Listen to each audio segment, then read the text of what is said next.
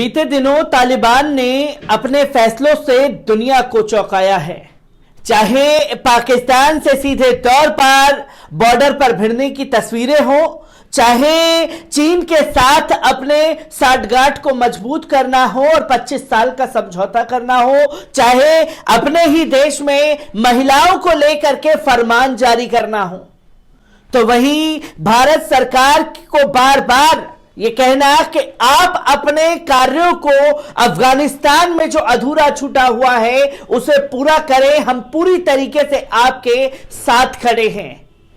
जहां पहले ही भारत सरकार अपने दूतावास को अफगानिस्तान में खोल चुकी है, तो वहीं अब दूतावास को लेकर के बड़ा बयान तालिबान की तरफ से जारी किया गया है।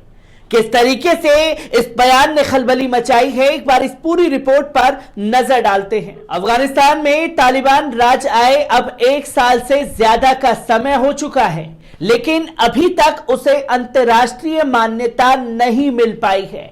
इस बीच तालिबानी आतंकियों ने पाकिस्तान समेत कई देशों में पूर्व राष्ट्रपति अशरफ गनी के तैनात किए हुए राजदूतों की जगह पर अपने राजनयिकों को तैनात कर दिया है। तालिबान अब इसके लिए भारत सरकार पर दबाव बनाने लगा है। यही नहीं, तालिबानी राजदूत की पोस्ट के लिए विवादित प्रवक्ता अब्दुल कहर बाल्खी सबसे आगे चल रहे हैं। यही वही बाल्खी है जिसने कथित रूप से पत्रकारों की मौत की धमकी दी थी। भारत ने अपने काबुल स्थित दूतावास को फिर से खोल दिया है और तालिबान चाहता है कि उसका राजदूत नई दिल्ली में तैनात किया जाए। इससे भारत के लिए बड़ी राजनीतिक चुनौती पैदा हो गई है, जो अफगानिस्तान में अपने प्रभाव को फिर से बढ़ाना चाहता है। बताया जा रहा है कि तालिबान के विदेश मंत्रालय ने पिछले साल जुलाई में पहली बार अपने राजदूतों की तैनाती के लिए अनुरोध किया था। उस समय भारत के संयुक्त सचिव जेपी सिंह काबुल की यात्रा पर भी गए थे। जेपी सिंह की इस यात्रा के बाद 3 भारतीय राजनयिक और स्थानीय स्टाफ अब काबुल में भारतीय दूतावासों में तैनात हैं। इनकी सुरक्षा के लिए आईटीबीपी के करीब 80 जवान भी काबुल स्थित दूतावास में मौजूद हैं।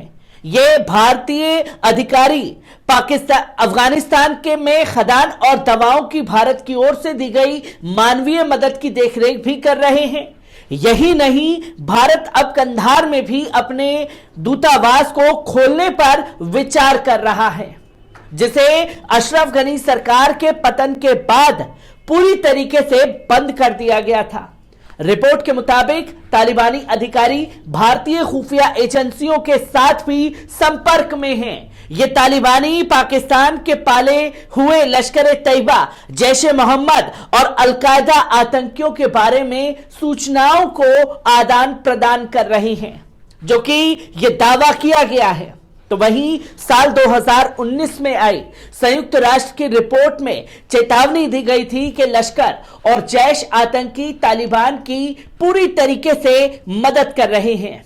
वे तालिबान शासन में सहायक ट्रेनर और आईडी विस्फोटक बनाने के विशेषज्ञ के रूप में काम कर रहे हैं। अफगानिस्तान में तालिबान राज आने के बाद संयुक्त राष्ट्र के मिशन को भी बंद कर दिया गया, जहां भारत को उम्मीद है कि वे इलाके में अपने विकास परियोजनाओं को फिर से शुरू कर सकेगा, ताकि चीन के बढ़ते प्रभाव को अफगानिस्तान में कम किया जा सके। चीन ने हाल ही में तेल निकालने का 25 साल का सौदा अफगानिस्तान से किया है, जो कि सीपीईसी भी काबुल तक जाने की तैयारी में है। तालिबान प्रवक्ता बाल्खी के बारे में बहुत कम जानकारी है। वे अफगानिस्तान के राजनयिक पासपोर्ट पर यात्रा करते हैं और खुद को हसन बाहिस बताता है, जो बगलान में पैदा हुआ था। उसकी पढ़ाई न्यूजीलैंड में हैमिल्टन शहर में हुई है। हैमिल्टन शहर में अभी भी उसका परिवार रहता है। वे कई साल तक तो न्यूजीलैंड के पासपोर्ट पर ही यात्रा करता रहा है। ब्रिटेन के राजकुमार हैरी ने अभी कुछ ही दिनों पहले यह स्वीकार किया था कि उन्होंने 25 अफगानों को मौत के घाट उतारा है, जो कि अंतर्राष्ट्रीय लेवल पर एक बहस छिड़ गई है, जहां अफगान नागरिकों ने साफ तौर पर प्रिंस हैरी के बयान पर कहा कि ब्रिटेन के राजकुमारों ने बेगुनाहों को मारा है और बड़ी ढिठाई से अपना अपराध स्वीकार भी किया है। हैरी की दरिंदगी का निशाना बनने वालों में अब्दुल वाहिद खान का परिवार भी है, जो हिलमंद के रहने वाले हैं।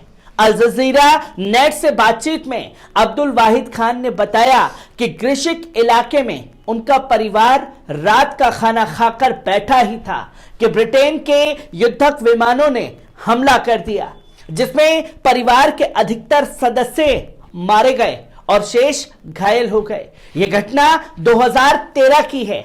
इस घटना में अब्दुल वाहिद के 3 साल के बेटे भी जीवित बच गया था। अब्दुल वाहिद बताते हैं कि उन्होंने जिस तरह अपनी पत्नी, बेटी और 5 बेटों को इस दर्दनाक हमले में खो दिया, उन्होंने बताया कि जिस रात हमला हुआ उससे पहले दिन के समय ब्रितानी और अफगान फोर्सेस के टैंक संगीन नाम के इलाके में आए थे, जहां सड़क के किनारे लगाए गए बम का धमाका हुआ। इसके बाद रात के समय ब्रितानी विमानों ने इस इलाके पर बमबारी करना शुरू कर दी थी। इलाके के सारे लोग घबरा कर छोड़कर भागने लगे। कुछ घंटों बाद वे अपने घरों में लौटे और रात का खाना खाकर बैठे ही थे कि अचानक फिर से युद्धक विमानों की आवाजें आईं और बमबारी शुरू हो गई और यह त्रासदी हो गई। अब्दुल वाहिद की मांग है कि अंतर्राष्ट्रीय न्यायालय में ब्रितानी सेना और हिलमंद प्रांत के उस समय के प्रशासन के खिलाफ मुकदमा चलाया जाना चाहिए और हर्जाना लिया जाना चाहिए। जहां प्रिंस हैरी के बयान के बाद ब्रिटेन की सेना में भी नाराजगी है कि ब्रितानी राजकुमार ने भयानक अपराधों का खुलासा कर दिया है, जिससे ब्रितानी सेना की छवि पूरी तरीके से दुनिया के सामने आ गई है कि कैसे बेगुनाहों को मौत के घाट उतारा। अफगान रक्षा मंत्रालय के पूर्व प्रवक्ता दौलत वजीरी ने कहा कि उस समय प्रिंस हैरी अपाची हेलीकॉप्टर के पायलट थे।